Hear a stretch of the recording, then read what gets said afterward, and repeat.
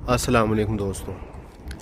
Footing की inspection के बाद इसकी जो कंक्रीट है वो कंप्लीट हो चुकी थी और उसके बाद जो नेक कॉलम है उनकी शेटिंग कंप्लीट हो चुकी है, ये देखें। और साथ में जो सॉलिड ब्लॉक लगते हैं साइड वाले कॉलम के साथ वो भी कंप्लीट हो चुके हैं। तो अभी ये जो शेटिंग हुई है नेक कॉलम की और जो साइडों पे ये सॉलिड ब्लॉक लगाए गए हैं, ये जो टाई बीम होती है, टाई बीम के बॉटम तक ये नेक कॉलम और इसकी शेटिंग की गई है।